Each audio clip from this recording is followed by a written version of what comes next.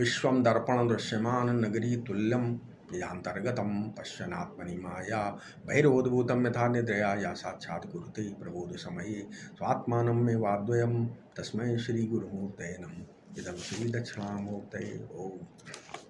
इस वीडियो में आगे बता रहे थे ना, आत्यांतिक प्रलय बता रहे थे, प्रलय। अच्छा, आप देखो, उदाहरण के लिए श्री राधा रानी का भगवान से एक होने पर भी भगवत इच्छा से अलग रहती हैं। वैष्णवों ने भगवान और श्री राधा रानी का भेदाभेद रूप संबंध भी माना है। समझ में आया है? भगवान के साथ एक होने पर भी आवर्तन रूप है, क्योंकि भगवान की इच्छा से एक यानी सायुज्य संभव होता है। ठीक है, इसलिए उपनिषद में ही ये आज्ञा दी गई, क्या? तद विजिज्ञासस्व तद ब्रह्म, उसकी जिज्ञासा करो, वही ब्रह्म है। अच्छा, श्री सायणाचार्य जी ने वेद भाष्य में एक प्रश्न उठाया है, बता देते हैं आपको। क्या है कि ऋग्वेद आदि जो हैं उनके वेद होने में उपनिषद प्रमाण है या नहीं? बोले नहीं। क्यों? क्योंकि उपनिषद तो खुद ही वेद है ना। अपने एक अंश में प्रमाण है और एक अंश में प्रमेय, ये नहीं हो सकता। तो वेदांत में वक्ता को प्रमाण नहीं मानते हैं। समझ में आया? वेदांत में किसी व्यक्ति के वक्तव्य को प्रमाण नहीं मानते। आप्त वचन होने से प्रमाण नहीं माने जाते। महान पुरुषों से भी अनजाने में गलती हो जाती है। क्या हो सकता है? भ्रम, प्रमाद, कर्णापाटव और विप्रलिप्सा दोषों से विनिर्मुक्त वेदांत वाक्य ब्रह्म के बोधक होने से प्रमाण माने जाते हैं। ब्रह्म में तर्क नहीं चलता, तर्क से कभी ब्रह्म ज्ञान नहीं हो सकता। ये समझो, तर्क से ब्रह्म ज्ञान नहीं होगा आपको। इसलिए कहा है, ब्रह्म सूत्र में आगे आएगा क्या? तर्का प्रतिष्ठानात्, है ना। ब्रह्म सूत्र का एक सूत्र आगे हम बताएंगे, तर्का प्रतिष्ठानात्। उपनिषद में भी आया क्या? नैषा तर्केण मतिरापनेया।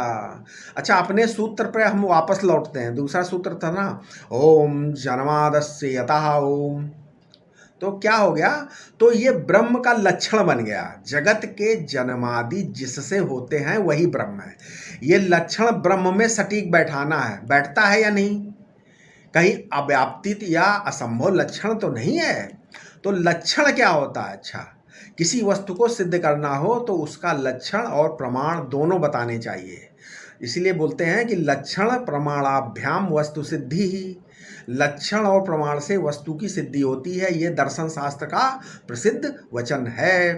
तो किसी वस्तु को सिद्ध करना हो तो उसका लक्षण और प्रमाण दोनों बताने चाहिए। जैसे सर्पा भावा भावोपलक्षित्वम रज्जुत्वम, सर्पा भावा भावोपलक्षित्वम रज्जुत्वम, सर्प के भाव और अभाव से उपलक्षित रज्जु है।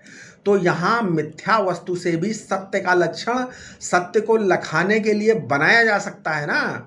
रस्सी ही सांप बनी हुई है, जिसमें सांप की उत्पत्ति स्थित और जिसमें सांप का विलय हो जाता है।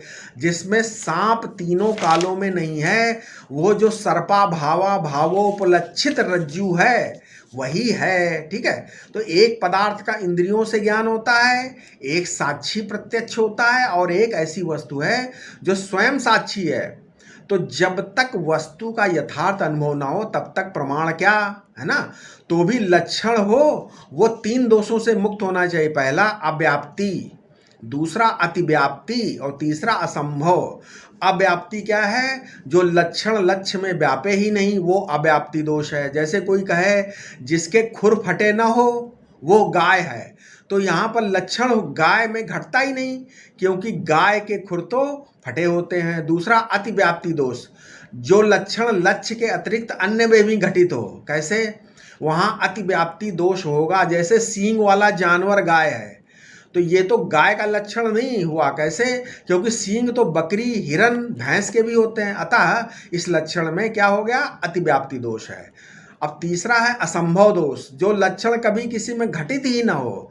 जैसे कोई कहे एक खुर वाला पशु गाय है, तो किसी भी गाय के एक खुर नहीं होता, तो यहाँ पर असंभव दोष हो गया। ठीक है, तो हमारे यहाँ पदार्थ लक्षण के लिए वैशेषिक दर्शन में और प्रमाण व्यवस्था के लिए न्याय दर्शन में बहुत गंभीरता से विचार किया गया है। प्रश्न ये है कि ब्रह्म का लक्षण क्या है? ब्रह्म तो इंद्रिय मन बुद्धि आदि का विषय है ही नहीं। तो सुसुप्ति का ज्ञान तो बिना किसी प्रमाण से सीधे साक्षी के द्वारा होता है।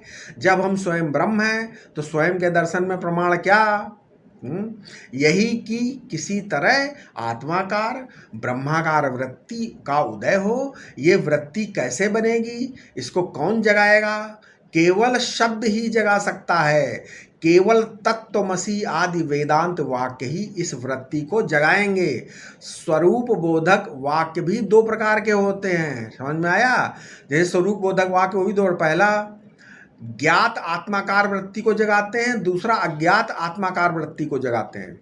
ज्ञात आत्माकार वृत्ति को जगाने, जैसे जितना तुम्हें अपनी आत्मा के बारे में या अपने बारे में ज्ञात है कि मैं हूँ, मैं जानता हूँ, तुम हो और तुम जानते हो, तो ये क्या हो गया? ये वाक्य प्रमाण नहीं है। मैं हूँ, मैं जानता हूँ, तुम हो, तुम जान, ये कोई वाक्य प्रमाण नहीं होता। दूसरा क्या है? अज्ञात आत्माकार वृत्ति को जगाते हैं। इससे आत्मा का अज्ञात अपरिच्छिन्नत्व एवं अद्वितीयत्व जो है, इस अज्ञात का जो बोध कराने वाले जो वेदांत वाक्य हैं, जैसे तत्त्वमसि, अहम ब्रह्मास्मि आदि, वे ही प्रमाण हैं और वे ही ब्रह्माकार प्रमाण वृत्ति उत्पन्न करते हैं। यही वेदांत का गंभीर एवं सर्वोच्च सिद्धांत है। जब प्रमाण ये बता देगा कि तुम देशाकार, कालाकार, द्रव्याकार वृत्ति के अधिष्ठान और साक्षी अद्वय ब्रह्म हो, तब द्वैत बाधित हो जाएगा, केवल आत्मा ही आत्मा रह जाएगा। इस प्रकार हमारे अंतःकरण में आत्मा के अज्ञात ब्रह्मत्व का कौन सा प्रमाण है? आत्मा के ब्रह्मत्व का बोधक महावाक्य ही प्रमाण सिद्ध हुआ। फिर चाहे वो संस्कृत में हो, हिंदी में हो या इंग्लिश में हो, भाषा के भेद का कोई प्रभाव नहीं पड़ता। ठीक है, ये जो वृत्ति का दृष्टा आत्मा है, ये देश काल वस्तु से अपरिच्छिन्न, सजाति विजाति स्वगत भेद से रहित अद्वय ब्रह्म है। यही उत्पन्न वृत्ति ही ब्रह्माधिष्ठान में भ्रांति को निवृत्त करके स्वयं भी बाधित हो जाती है। तो महावाक्य जन्म ब्रह्माकार वृत्ति ही प्रमाण है।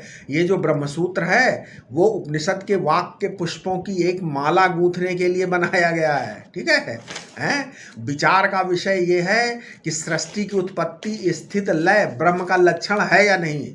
इसमें पूर्व पक्ष भगवान शंकराचार्य स्थापित करते हैं। प्रश्न क्या लेते हैं? पूर्व पक्षी कहता है कि जन्मादि ब्रह्म का लक्षण नहीं है। क्यों? वो बोलता है पूर्व पक्षी, क्योंकि जन्म स्थिति लय जगत का होता है, फिर ये जगत की उत्पत्ति लय उस ब्रह्म का लक्षण कैसे हो सकता है? क्योंकि जन्म आदि ब्रह्म के तो होते नहीं, जगत के होते हैं, इसलिए जगत के जन्मादि ब्रह्म के लक्षण कैसे हो सकते हैं? क्या सत्यम ज्ञानम अनंतम ब्रह्म का लक्षण हो सकता है? अच्छा, पूर्व पक्षी एक प्रतिपक्ष और उठाता, वो और कहता है मान लो कि सत्यम ज्ञानम अनंतम ब्रह्म के लक्षण हैं, परंतु ये लक्षण कभी भी अनुभव में नहीं आ सकते, ये तो कोरी कल्पना है। वे कहते हैं कि अनादि अनंत का साक्षात्कार कैसे हो सकता है, इसलिए अनादि अनंत ब्रह्म के लक्षण नहीं हो सकते। अच्छा, क्या ज्ञान ब्रह्म का लक्षण है? वो भी नहीं हो सकता, क्योंकि ज्ञान का ज्ञान नहीं होता। उत्तर पक्ष, अब इसका उत्तर भगवान शंकराचार्य देते हैं, कहता है, उत्तर पक्ष कहता है कि हम जन्मादि को ब्रह्म का स्वरूप लक्षण नहीं बता रहे हैं, हम तो जन्मादि को ब्रह्म का कल्पित लक्षण बता रहे हैं। समझ में आया? कल्पित लक्षण कैसा होता है? जैसे प्लेटफॉर्म पर ट्रेन आ रही है या नहीं, उसका लक्षण क्या है? यदि लाल सिग्नल है तो नहीं आ रही, यदि हरा है तो आ रही है। ये लक्षण तो अन्यनिष्ठ है, क्योंकि इसका संबंध तो सिग्नल देने वाले से है, परंतु ये कल्पित संबंध गार्ड और ड्राइवर तथा संकेत देने वाले को मालूम है, और इसी से प्लेटफॉर्म खाली है या नहीं इसका ज्ञान उनको हो जाता है। तो यहाँ अन्यगत लक्षण अन्य का लक्षण है। समझ में आया? इसी प्रकार द्वितीया के दिन चंद्रमा को कैसे देखते हैं?